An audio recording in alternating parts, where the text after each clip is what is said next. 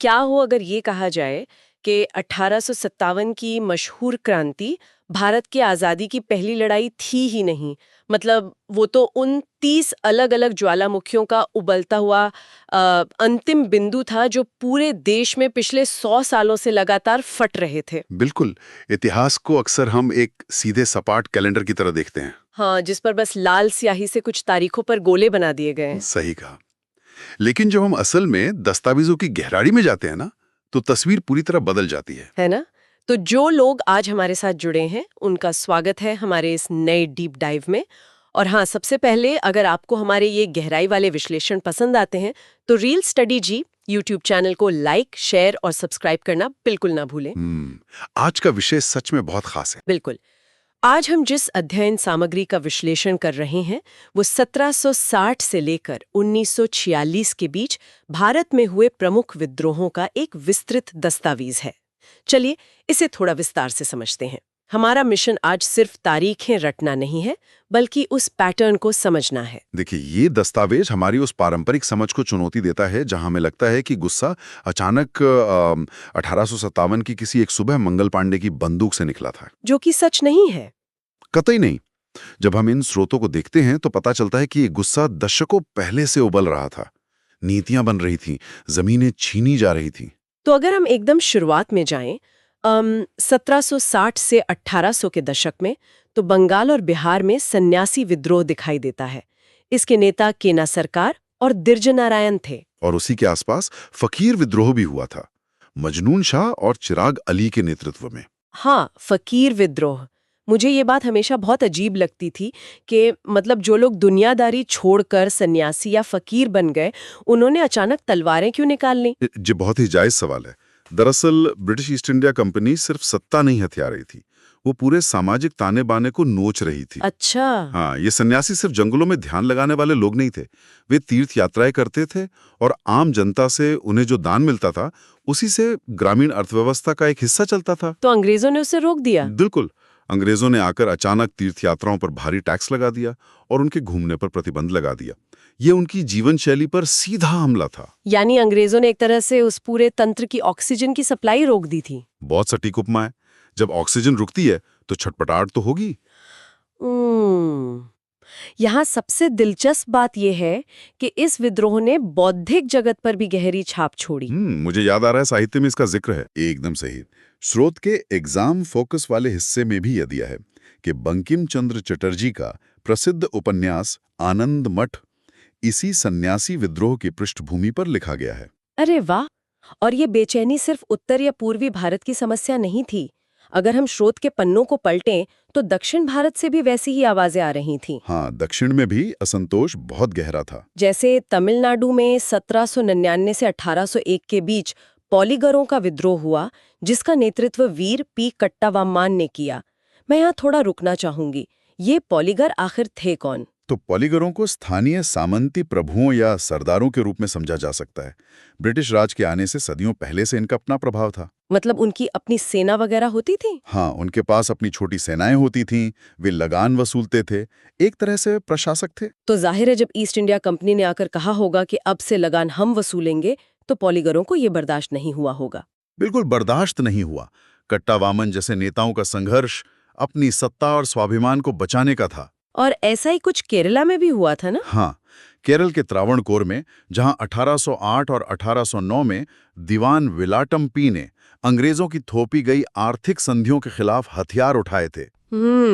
यहाँ कहानी सच में बहुत दिलचस्प हो जाती है, क्योंकि धार्मिक और क्षेत्रीय नेताओं के बाद संघर्ष की कमान उन लोगों ने संभाली जो सीधे तौर पर जमीन, जंगल और प्रकृति से जुड़े थे। आप आदिवासी और जनजातीय आंदोलनों की बात कर रहे हैं। बिल्कुल।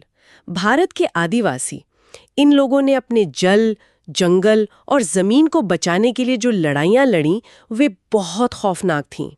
स्रोत में तिलका मांझी के पहाड़िया विद्रोह और चुआरो विद्रोह का जिक्र है। चुआरो विद्रोह जो 1798 में हुआ था। हाँ, और इसकी एक नेता थी करणगढ़ की रानी शिरोमणि।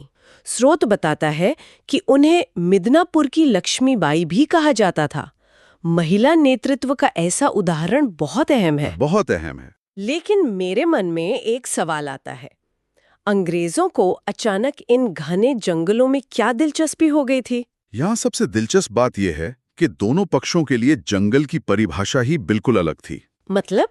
मतलब आदिवासियों के लिए जंगल उनका घर था, उनके देवता थे, लेकिन ब्रिटिश हुकूमत के लिए जंगल सिर्फ इमारती लकड़ी यानी टिम्बर का एक बहुत बड़ा गोदाम था। ओह, उन्हें लकड़ी चाहिए थी। हाँ, रेलवे की पटरियां बिछाने के लिए और जहाज बनाने के लिए।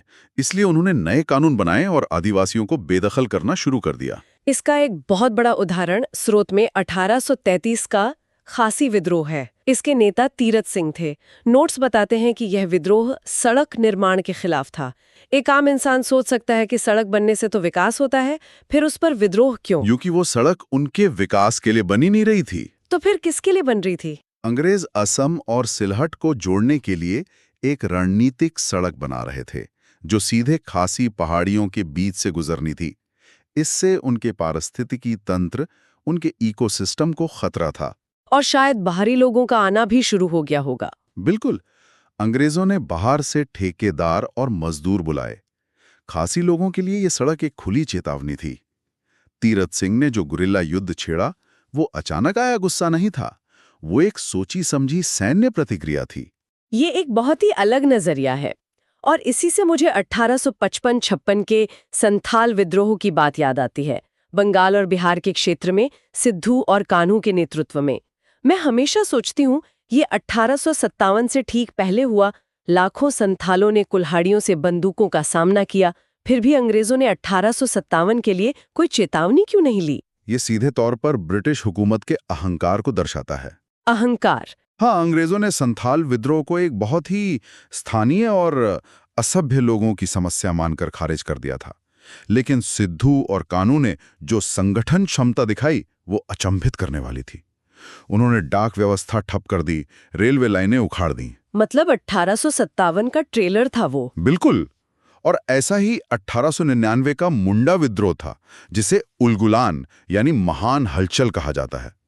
बिरसा मुंडा ने सिर्फ अंग्रेजों को ही नहीं, बल्कि दिक्कू को भी निशाना बनाया। ये दिक्कू बाहरी लोग थे ना? हाँ, बाहरी ठेकेदार और जमींदार जो आदिवासियों की जमीनें हथिया रहे थे। ये बाहरी ठेकेदारों वाली बात हमें सीधे हमारे अगले चरण की ओर ले जाती है, 19वीं और 20वीं सदी के किसान और कृषक विद्रोह। मैं इस ब्रिटिश राजस्व व्यवस्था को एक यांत्रिक शिकंजे की तरह देखती हूँ। यांत्रिक शिकंजा? अच्छा। हाँ, अंग्रेज अधिकारी उस शिकंजे का हैंडल घुमाते थे कि उन्हें इतना टैक्स चाहिए, लेकिन उस शिकंजे के जो असली लोहे के जबड़े थे, जो किसानों को कुचल रहे थे, वे स्थानीय साहूकार और जमींदार थे। ये बहुत ही भयानक उपमा है, लेकिन एकदम सटीक है। किसान सीधे ब्रिटिश सरकार से नहीं, बल्कि उन लोहे के जबड़ों से लड़ रहे थे। नील की खेती वाले विद्रोह भी तो ऐसे ही थे। 1854-62 का नील विद्रोह, जो तीरथ सिंह के नेतृत्व में हुआ, और फिर 1859-60 का बंगाल का नील आंदोलन दिगंबर और विष्णु विश्वास के नेतृत्व में। नील आंदोलन बहुत खास है क्योंकि किसानों ने पूरी तरह से नील बोने से इनकार कर दिया था। एक सफल सविनय अवज्ञा। हाँ, और इसी पर दीनबंधु मित्र ने अपना मशहूर नाटक नील दर्पण लिखा था। बिल्कुल। लेकिन जो विद्रोह मुझे सबसे ज्यादा चौंकाता है, वो है 1874-75 का दक्कन विद्रोह। स्रोत के अनुसार महाराष्ट्र में किसानों का गुस्सा मारवाड़ी और गुजराती साहूकारों पर फूट पड़ा था। उन्होंने बही खाते और ऋण पत्र जला दिए। अचानक ऐसा क्या हो गया? अगर हम इसे व्यापक संदर्भ में देखें, तो इसके पीछे एक पूरा वैश्विक बटरफ्लाई इफेक्ट काम कर रहा था। Butterfly effect? वो कैसे? बात अमेरिका की है। 1860 के दशक में अमेरिका में गृह युद्ध चल रहा था। वहां से यूरोप को होने वाली कपास की सप्लाई रुक गई थी। तो अंतर्राष्ट्रीय बाजार में भारतीय कपास की मांग अचानक आसमान छूने लगी। अच्छा, तो दक्कन के किसानों ने इसका फायदा उठाया होगा? बिल्कुल। उन्होंने साहूकारों से भारी कर्ज लिए और कपास की खेती बढ़ा दी। कुछ साल तक सब बहुत अच्छा चला, लेकिन फिर अमेरिका में युद्ध समाप्त हो गया। ओह, तो कपास की कीमतें गिर गईं? धड़ाम से गिर गईं। किसानों की आमदनी शून्य हो गई। लेकिन ब्रिटिश सरकार ने अपना टैक्स कम नहीं किया। और साहूकार का कर्ज सिर पर था। हाँ, तो साहूकारों ने किसानों की जमीनें हथियानी शुरू कर दी। किसानों के सब्र का बांध टूट गया और उन्होंने साहूकारों के बही खाते जला दिए। ट्रिगर दुनिया के दूसरे कोने में था, लेकिन गुस्सा यहां फूटा। ये सच में डॉट्स को कनेक्ट करने वाला पल है। आगे चलकर ये किसान आंदोलन और भी बड़े हो गए, जैसे 1946 का तेभागा आंदोलन। हाँ, बंगाल में जहां बटाईदार किसान मांग कर रहे थे कि फसल का 2/3 हिस्सा वे खुद रखेंगे। और 1946 में ही तेलंगाना आंदोलन भी हुआ। इसे भारत के इतिहास का सबसे हिंसक गुरिल्ला किसान आंदोलन माना जाता है। ये निजाम और उनके रजाकारों के खिलाफ था। रजाकार बहुत क्रूर थे। हाँ, श्रोताओं के लिए बता दूं कि रजाकार निजाम की एक तरह की निजी मिलिशिया थी जो किसानों पर भयंकर अत्याचार करती थी। बिल्कुल। तो अगर आप 1760 के सन्यासी विद्रोह से 1946 के तेलंगाना आंदोलन तक देखें तो एक स्पष्ट बदलाव नजर आता है। पारंपरिक अधिकारों से शुरू होकर बात पूरी तरह आर्थिक और राजनीतिक अधिकारों तक पहुंच गई। तो इस सब का अर्थ क्या है? हमारे सामने 30 अलग-अलग विद्रोहों की सामग्री है। इसमें इन तथ्यों को याद रखने के लिए कुछ मेमोरी ट्रिक्स भी दिए गए हैं। ट्रिक्स बहुत जरूरी हो जाते हैं। जैसे पश्चिमी घाट के रामोसी विद्रोह के लिए राम के चित्र को पश्चिमी घाट पर रखा गया, जहां राम से रामोसी और चित्र से नेता चित्तर सिंह याद आ जाए। या कूका आंदोलन के लिए पंजाब के भगत ने कूक मारी। हाँ, भगत जवाहर मल्ल। मैं मानती हूँ कि परीक्षा के लिए ये काम आते हैं, लेकिन कहीं ना कहीं अजीब भी लगता है कि इतने भयंकर खून खराबे को हम एक मजाकिया लाइन में समेट देते हैं। ये संवेदनशील बिंदु है। मनोवैज्ञानिक दृष्टिकोण से हमारा मस्तिष्क सूखी तारीखों को स्टोर नहीं कर पाता। विजुअल ट्रिक्स जरूरी हैं, लेकिन हमें इस एग्जाम फोकस के पीछे का दर्द नहीं भूलना चाहिए। मैं सहमत हूँ। जैसे मोपला विद्रोह 1922 के बारे में कहा जाता है कि वो कृषि विद्रोह से शुरू होकर सांप्रदायिक हो गया। ये सिर्फ रटने वाली बात नहीं है, ये दिखाता है कि कैसे शोषित आवाज को जब गलत मोड़ा जाता है तो समाज बढ़ जाता है। बिल्कुल। या 1914 का ताना भगत आंदोलन, जो धार्मिक सुधार से शुरू होकर गांधी जी के आंदोलन से जुड़ गया। छोटी नदियां मुख्यधारा में मिल गईं। ये बहुत ही शानदार नजरिया है। जैसा कि हमने वादा किया था, चलिए हमारे श्रोताओं के लिए एक 30-40 सेकंड का क्विक एग्जाम रीकैप कर लेते हैं, ताकि सभी महत्वपूर्ण बिंदु एकदम पक्के हो जाएं। बिल्कुल। तो सुनिए, 1760 के दशक में बंगाल बिहार में सन्यासी और फकीर विद्रोह हुए, जहां सन्यासियों ने तीर्थ यात्रा कर का विरोध किया। बंकिम चंद्र का आनंद मठ इसी पर है,